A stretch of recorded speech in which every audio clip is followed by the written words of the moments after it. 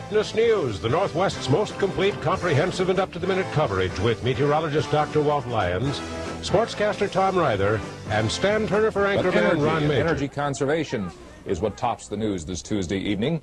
The omnibus energy bill favored by the Minnesota Energy Agency breezed through the House Environment and Natural Resources Committee today. The vote 15-3. However, that doesn't mean that it's not controversial. Channel 5's Marcia Fluer will certainly tell us that is true, right? Well, the Energy Agency people say that they must be doing something right because there's something in that bill to offend just about everybody.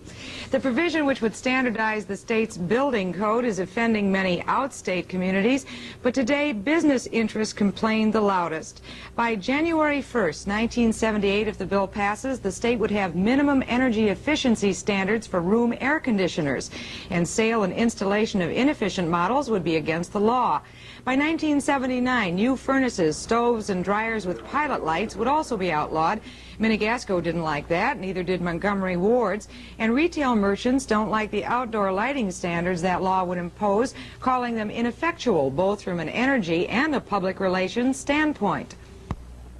Wouldn't it perhaps be wiser, if there's any question at all, to invest the governor in the ability to turn out all outdoor display lighting during a crisis?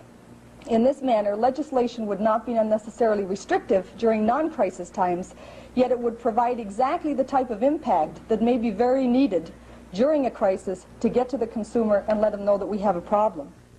The Energy Agency seems to be having its way this year in spite of all those complaints, probably because of this recent scare this winter. And there's more sentiment than ever that if Minnesota waits for Uncle Sam in Washington to do what's needed, it could wait a long, long time.